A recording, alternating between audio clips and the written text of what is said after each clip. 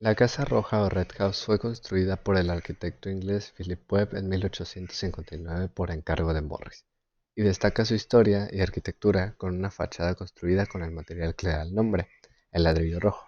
2 años más tarde, Morris organizó una asociación de artistas para crear un taller que diseñara y realizara por encargo cualquier trabajo artístico, desde murales, vidrieras y muebles, bordados, trabajos de metal y madera tallada.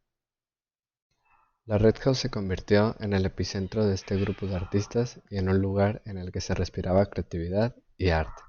La casa se convirtió en un lugar de reunión para los miembros del grupo y para otros intelectuales y artistas de la época, lo que la convirtió en un importante centro cultural. La Casa Roja fue el primer proyecto arquitectónico construido bajo el estandarte del movimiento Arts and Crafts.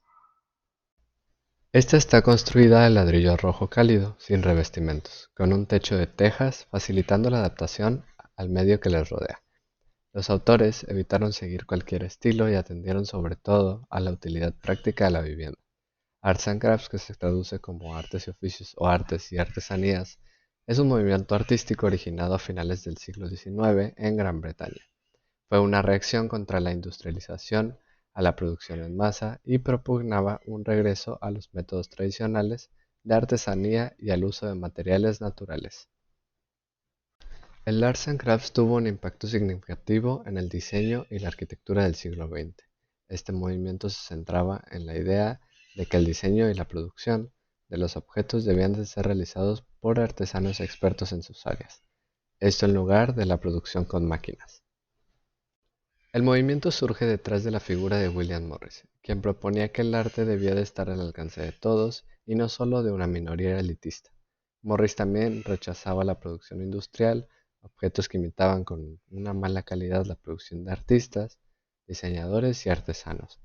Con el ideal de valorizar el trabajo manual de los arts and crafts se crearon piezas de gran valor estético, en la mayoría de los casos obras únicas. Otros defensores del Arts and Crafts fueron Charles Robert, Charles Rennie y Christopher Dresser. El Arts and Crafts también invadió la arquitectura, siendo uno de los primeros en rebelarse contra ideales, obras y procesos productivos, que ocasionó la revolución industrial del siglo XIX. La arquitectura del Arts and Crafts marcó un camino para la evolución de la arquitectura moderna, que fue el utilizar formas simples, tradicionales y dejar al descubierto el material.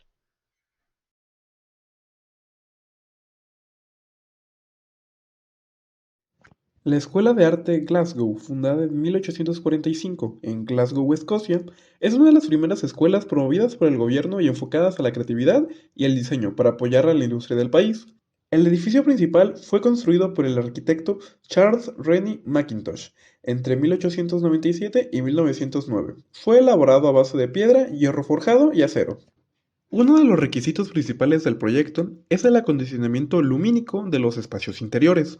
Se crearon numerosas aberturas en fachada y en cubierta del mayor tamaño posible para maximizar la entrada de luz natural. Por este motivo, se ubican las aulas principales de la escuela en la planta superior, mientras que los espacios que no necesitan tanta iluminación se encuentran en las plantas inferiores. En la escuela de Glasgow se formó un grupo de jóvenes artistas escoceses, formado por Charles Mackintosh, Herbert McNair y las hermanas Margaret y Frances MacDonald, quienes formaron el grupo de Glasgow. Este grupo desarrolló un estilo particular y simbólico admirado en todo el continente. Ellos definirían el estilo Art Nouveau en Escocia.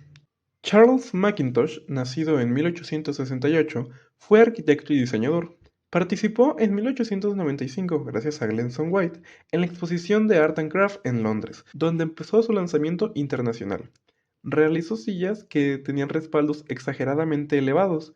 Los armarios tenían cornisas salientes y finas, acabados de laca blanca con incrustaciones de vidrio coloreado, metal y nácar. Margaret MacDonald fue una de las arquitectas, decoradoras y artistas escocesas más destacadas de finales del siglo XIX y principios del siglo XX. Logró entrar a la escuela Glasgow, donde no recibían mujeres. Gran parte de su carrera de artista la dedicó a la pintura. Sus diseños eran religiosos con tendencias místicas y simbólicas, de manera similar a su hermana. Herbert McNair se formó como arquitecto entre 1888 y 1895, tomando clases nocturnas en la Casa Glasgow. Es el menos conocido de los 4 miembros, también llamado The Four. Tuvo gran influencia por parte del movimiento Art and Craft y el simbolismo. Se concentró más en el diseño de las formas que aplicaban en los muebles o edificios. En la década de 1880, Frances McDonald entra a la escuela de arte, siendo una gran artista del estilo Glasgow. En el año de 1890, junto a su hermana Margaret MacDonald, abandonaron la escuela Glasgow para así poder establecer un estilo independiente, influenciado por el misticismo, simbolismo e imágenes celtas.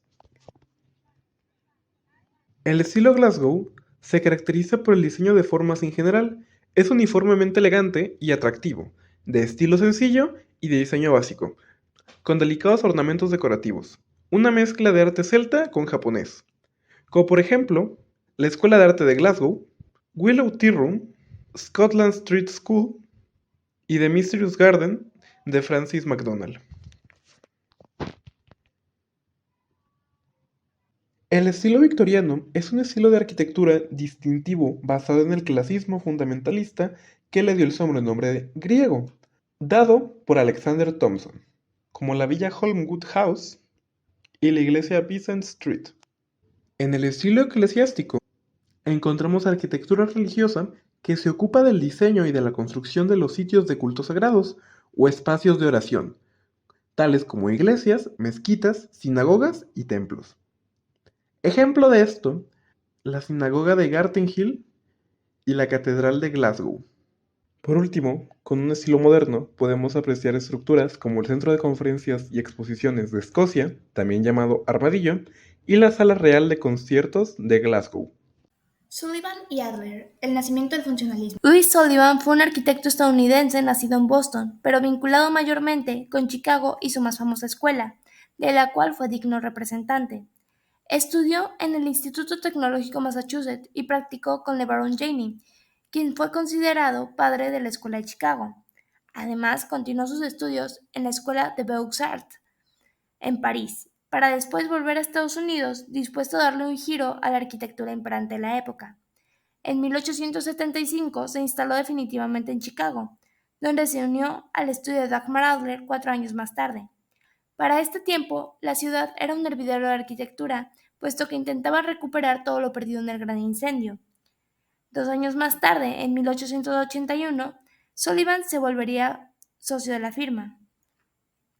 El trabajo de Sullivan rechazó tomar prestados elementos clásicos griegos y romanos, tan populares entre otros arquitectos de su época.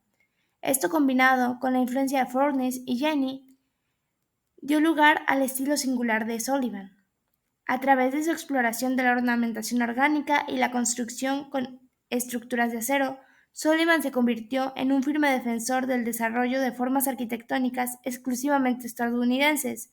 Usó el ornamento natural como metáfora de una sociedad democrática. Para Sullivan, un edificio debe responder a su propio entorno particular, del mismo modo que una planta crecería. La última intervención de Sullivan en Chicago fueron los almacenes Carson, ahora actualmente conocidos como Sullivan Center. En ellos se refleja la conjugación de sus afirmaciones, incluida la forma sigue la función. Por su despliegue decorativo, la primera planta está revestida por ornamentación naturalista, con un trazo de acanto de hojas lobuladas, mientras que el resto tiene formas lisas. Dagmar Adler, arquitecto estadounidense nacido en Prusia, Alemania, fue representante del Art Nouveau. Se formó como arquitecto e ingeniero antes de emigrar a Detroit, Estados Unidos, en 1854, trasladándose años más tarde a Chicago, donde trabajó para August Bauer, Kenney y Edward Burling. Su primer proyecto importante fue el Central Musical Hall de Chicago, en el que puso en práctica por primera vez sus conocimientos en acústica. En 1881 se asoció con Louis Sullivan, formando uno de los equipos más influyentes de la arquitectura norteamericana. Adler escribió sobre aspectos técnicos y legales de la arquitectura y construcción, siendo su artículo más influyente la influencia del cristal y del acero en la construcción y su papel en el desarrollo del estilo moderno. Adler y Sullivan. En el equipo, Sullivan ponía la creatividad y el diseño, además de ser el planificador, y Adler actuaba como diseñador de ingeniería y administrador. En los 14 años en los que trabajaron juntos, concibieron más de 100 edificios, de los cuales se calcula solamente 30 siguen a nuestros días. Muchos de ellos grandes iconos de la arquitectura, y pusieron las bases de los rascacielos modernos y de la verticalidad. Aunque acometieron varios proyectos residenciales, fueron los edificios comerciales los que les dieron prestigio y dinero. Fue en 1886 cuando Adler y Sullivan despuntaron con el Auditorium Building de Chicago, un magnífico edificio de granito y piedra caliza de 10 pisos, más una torre que en aquel momento era la más alta de la ciudad. La fachada era sencilla, pero el interior estaba profundamente ornamentado, y en él Sullivan dio rienda suelta a una de sus pasiones, la terracota decorativa. Este fue un edificio plurifuncional, que además del auditorio albergaba un hotel, oficinas y locales comerciales. Continuaron demostrando su talento en sus siguientes obras, entre ellas dos de los primeros rascacielos más importantes de Estados Unidos. Primero se atrevió con el Wainwright Building en Missouri, en el que por primera vez sustituyó los grandes muros de piedra por una estructura metálica que le permitía aumentar la altura. El segundo, en Buffalo, es igualmente impresionante, el edificio Prudential Guaranty, cuya fachada es un espectáculo a la vista. Entre sus otras obras se encuentra la Bolsa de Valores de Chicago, ahora demolida, y el Teatro Garrick. Nacimiento del funcionalismo. Como arquitecto y mentor, Louis Sullivan tuvo un impacto en la arquitectura que se extiende mucho más allá de su trabajo en Chicago. Desde la frase mundialmente reconocida, "la forma siempre sigue a la función", hasta la tutoría de un joven Frank Lloyd. La influencia de Sullivan puso en marcha algunas de las ideas más importantes de la arquitectura moderna. El funcionalismo, en la definición del mismo Sullivan, afirma que toda experiencia verdadera de la arquitectura, la forma viene determinada por su función. Si se satisfacen los aspectos funcionales, la belleza arquitectónica surgirá de manera natural. Aunque él nunca aplicó su afirmación de manera literal, sino tan solo en el sentido de que la idea de un proyecto podría partir simplemente de sus consideraciones funcionales. De hecho, él empleó en todas sus obras un exquisito lenguaje ornamental, incluso en los rascacielos.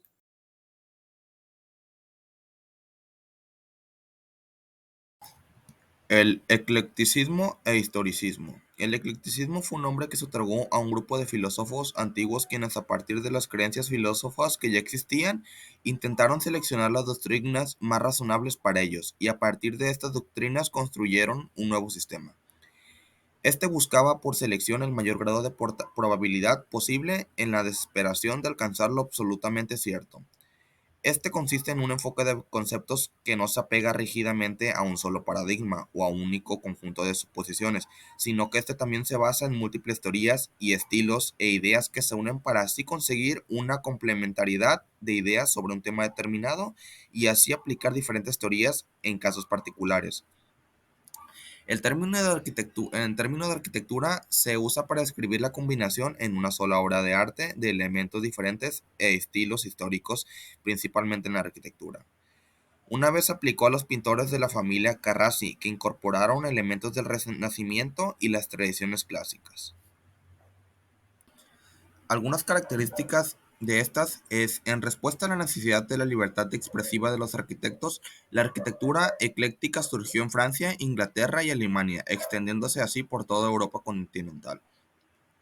La combinación de dos o más movimientos artísticos en una sola construcción es un elemento fundamental de la arquitectura ecléctica, lo que ha dificultado su distinción ya que se desarrolló en contextos distintos en cada país, presentando más diferencias que similitudes. La arquitectura ecléctica solía incorporar diseños e ideas de obras antiguas, así utilizando herramientas y materiales modernos, lo que evidencia el impacto de la revolución industrial en la época. La simetría de los espacios, así como la apreciación por la grandeza, el prestigio del lujo y la riqueza decorativa son características del eclecticismo. También se utilizaron elementos constructivos de hierro y estos se importaron de piezas ornamentales como columnas. También suele recalcar que la arquitectura ecléctica se caracterizaba por la presencia de uno o más estilos arquitectónicos. Eclecticismo asociativo. Este surgió en 1740 y terminó aproximadamente en 1785. Este fue cuando un edificio es particular, es retomado y así es copiado en su totalidad, recreando un nuevo edificio por completo en la época. Luego tenemos el eclecticismo sintético. Este surgió en 1775 a 1815.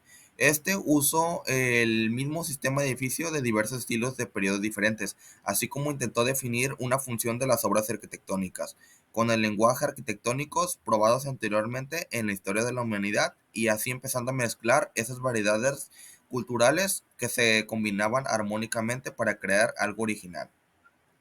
También tenemos lo que es el eclecticismo nostálgico, que este fue de 1800 a 1850. La obra es diseñada, debía cumplir dos aspectos fundamentales: una adecuada alusión histórica, que así transmitiera la función interna y la forma exacta del detalle del edificio. También tenemos lo que es el eclecticismo creativo, que este surgió en 1850, y este era de que los edificios se proyectaran en planta estrictamente de acuerdo a necesidades funcionales de la época, decorando el conjunto con los detalles históricos más convenientes de la época. También tenemos algunos arquitectos que fueron muy conocidos en este movimiento eclecticista, y tenemos a Eugène Emmanuel. Este fue un francés que demostró una habilidad destacada en su trabajo como restaurador. También en este sentido logró participar en proyectos de muy gran importancia como la Santa Capilla y la Catedral de Notre Dame. También tenemos al otro arquitecto, Andrei Stachschneider, que fue un arquitecto ruso y destacó por su enfoque ecléctico y confianza en la implementación de distintos estilos arquitectónicos en los palacios construidos diseñados en San Petersburgo. También otro arquitecto conocido fue Gottfried Serper. Este fue un arquitecto de origen germano que se salió del molde al afirmar que las decoraciones eran las más relevantes en una obra. Y por último, a John Ruskin. Este fue un arquitecto que su rol más importante fue un crítico de arte. Gracias a eso logró influir en muchas de las construcciones y obras de la época. El historicismo, también conocido como romanticismo, este se desarrolló principalmente durante el siglo XIX y principios del siglo XX. Su principal objetivo era revivir la arquitectura de épocas pasadas. Este tuvo como algunas características que rechazó a lo clasicista de la tradición italiana, buscando una expresión de un nuevo espíritu más libre, que es por ello el interés por el estudio de estilos históricos que llevó a la reproducción de formas arquitectónicas del pasado. Otra característica de esta es que es un tipo de arquitectura que se preocupa esencialmente del aspecto exterior de los edificios, sin que haya siempre una verdadera correspondencia con el interior o con su estructura. Y también cabe recalcar que en algunas ocasiones, frente a la apariencia externa del edificio, se incorporan en sus estructuras nuevos materiales como el hierro. Existen varios tipos de arquitectura historicista, que tenemos la rama del neobarroco. Este renacimiento del barroco, también conocido como el estilo Segundo Imperio en Francia, se originó a finales del siglo XIX, alrededor de 1880. Este fue reemplazando la arquitectura neorrenacentista que se originó en Europa y hoy en día se pueden encontrar en todo el mundo. Este término se utiliza para describir la arquitectura que se retomó a algunas de las características del barroco. La enseñanza de los elementos de la tradición arquitectónica barroca fue una parte fundamental del plan de estudios de la École des Beaux-Arts de París, la escuela de la arquitectura más prestigiosa de la segunda mitad del siglo XIX. Algunas características de estas es que el estilo neobarroco se utilizó especialmente para el diseño de nuevos y grandiosos edificios oficiales, en general civiles, así como palacios, edificios de gobierno y tribunales, así como los nuevos tratos, ya que el barroco había contribuido a florecimiento de las artes escenográficas. Este se considera como el estilo representativo del historicismo que reveló al clasicismo. Arquitectura historicista de la rama neogriego. Este denominado movimiento también romanticismo, desarrollado principalmente en el siglo XIX y principios del siglo XX, trató de recuperar la arquitectura de tiempos pasados. Este fue para imitar estilos arquitectónicos de otras épocas mediante la incorporación de algunas características culturales de este siglo. Así coincidió con el romance del arte y literatura de Goebbels, Thomas Rickman y especialmente Eugène Viollet-le-Duc. Algunas características de este rama fue que la arquitectura y el arte surgieron como una expresión de orden social específico, que se basaba en la ley de la herencia. También con la proclamación e implementación de los derechos humanos y la transformación de los individuos en ciudadanos se produjo una ruptura con la tradición centenaria. Y otra característica es que a partir del siglo XIX las personas comenzaron a buscar información sobre obras antiguas para adaptarlas a la nueva época.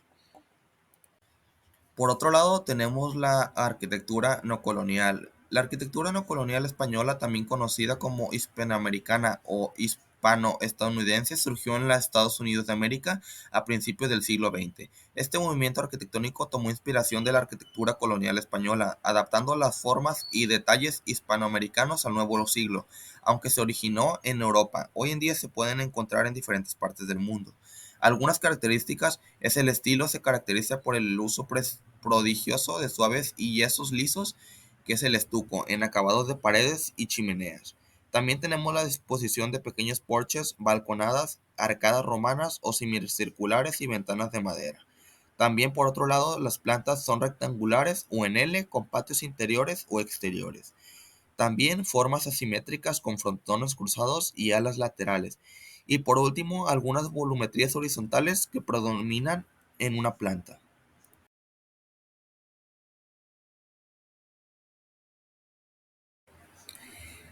El Art Nouveau y el modernismo. Es la renovación artística desarrollada entre los siglos XIX y XX. Es una corriente artística y cultural que busca romper con las tendencias dominantes del momento, modernizando el arte y la cultura urbana con un fuerte sentido decorativo.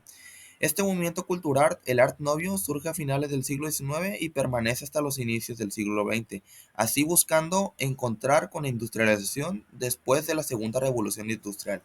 El arte de esta época tenía la intención de crear un nuevo arte joven, libre y moderno. También otros nombres para el mismo movimiento asignados dependiendo de cada país son Jugendstil en Alemania, Nieuwe Kunst en Países Bajos, Secession en Austria, Modern Style en Reino Unido y Estados Unidos y Floral en Italia.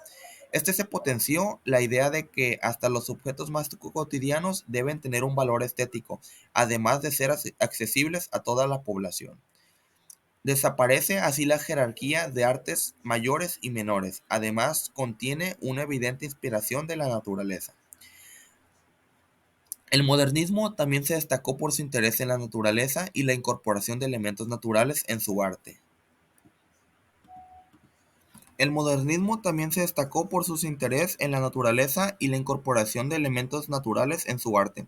Muchos artistas y diseñadores se inspiraron en las formas y los patrones de la naturaleza y esto reflejó en sus obras, aunque tuvo una gran influencia en Europa y también se extendió a otros lugares del mundo, incluyendo América Latina y en otros países como México y Argentina. El modernismo se fusionó con las tradiciones locales para crear un estilo único que se conoce como modernismo latinoamericano. En resumen, el modernismo fue un movimiento artístico y literario que buscó la originalidad y la innovación en todas las formas de arte. Su enfoque en la naturaleza y el uso de elementos ornamentales y extravagantes lo convierten en uno de los movimientos más interesantes e influyentes de la historia del arte. Algunas características del Art Nouveau y el modernismo fue la fuerte inspiración en la naturaleza para sus formas, sobre todo en lo vegetal, combinando con materiales propios de la era industrial como el acero y el cristal. Otra característica es preferencia por la línea curva y la simetría, así como por la estetización de los motivos alejada de una representación realista. Otra característica es la cierta fascinación por los motivos exóticos, como los diseños orientales, así como por figuras femeninas graciales y delicadas. También la tendencia a la sensualidad y el erotismo, y llenar todo el espacio disponible de la obra. También emprende técnicas artísticas propias, como la reproducción mecánicas, la xilografía, el cartelismo, etc. Y también desaparece la jerarquía entre mayores y artes menores y decorativas, si se aspira a una democratización del arte y la belleza. Algunas características de la arquitectura Art Nouveau fue que la arquitectura incorporó nuevos materiales, también representó una ruptura importante con la tradición europea que abandonó la iglesia y el palacio y ésta se dedicó a la plaza, el museo, la vivienda, el teatro o los edificios de oficina. También cabe recalcar que la idea de la base de la arquitectura era que debía enfrentar un recomienzo y debía reflejar los valores económicos del capitalismo y sus fuerzas productivas. Este implicó el uso más rentable de las tradiciones de materiales así como la piedra, el ladrillo y madera, e incorporó el material como el hierro colado, el vidrio y el cemento. Algunas obras arquitectónicas muy representativas de este movimiento es la fachada de la Casa de Batlló de Antonio Gaudí, el edificio de la Estación Central de Trenes de Praga y también otro edificio de Otto Wolff en Buenos Aires del arquitecto Morten F. Rohnow. Tenemos lo que es el Art Nouveau en México. El Art Nouveau en México se utilizó para modernizar estéticamente la Ciudad de México. También llegó a México durante el Porfiriato en 1876 a 1911, como parte de los intentos de la sociedad de la época por modernizarse estéticamente y conectar con sus inversores industriales europeos. Algunos de los edificios más célebres del Art Nouveau en México son el Gran Hotel de la Ciudad de México, que fue hecho en 1896 a 1897 de Jacques Goubert. Luego otro edificio es el edificio de Palacio de Hierro en la Ciudad de México. Este fue implementado en 1918 y terminó en 1921 de Paul Dubois. Y también tenemos el Palacio de Bellas Artes en la Ciudad de México, que fue de 1934. Se inició en 1934 por dos arquitectos, de Adamo Boury y Federico Mariscal.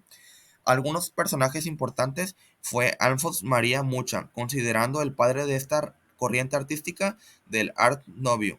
Y luego también tenemos otro artista dentro de la pintura, que es el pintor austriaco Gustav Klimt, con una obra muy importante que se llama El cuadro del beso. También tenemos en la rama de la literatura el mejor conocido como el modernismo, que se llama Rubén Darío como uno de los precursores. Y también en la arquitectura destaca el arquitecto los belgas Gobert, Güeñes y Víctor Horta. Y obviamente el catalán Antoni Gaudí, que se dedica y destaca por la obra de la Sagrada Familia. Arquitectura de hierro y cristal. La arquitectura de hierro y cristal es un estilo que surgió en el siglo XIX como resultado de la revolución industrial y los avances tecnológicos de la época.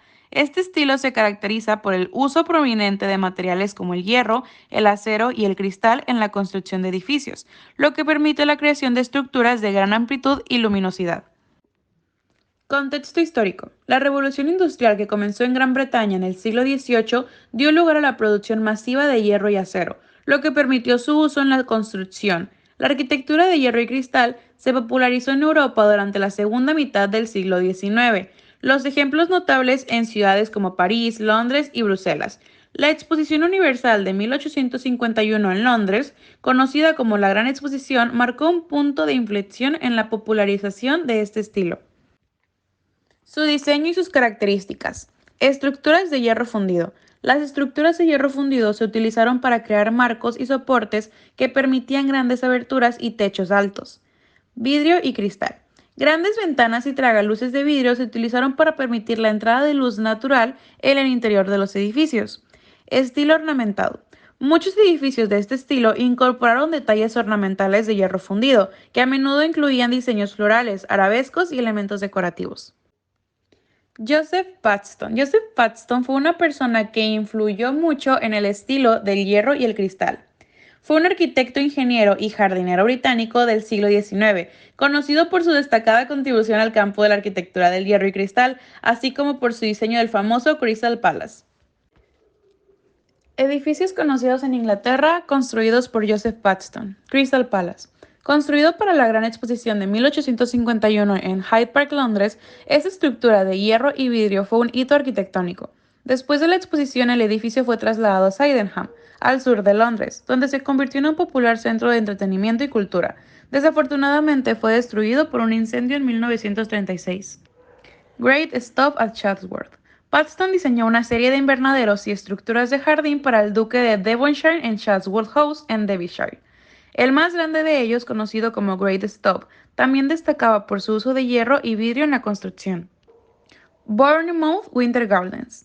Parte del complejo de invernaderos que diseñó Paxton. Aunque estos invernaderos han sufrido modificaciones a lo largo de los años, Originalmente incorporaban elementos de hierro y vidrio en su diseño.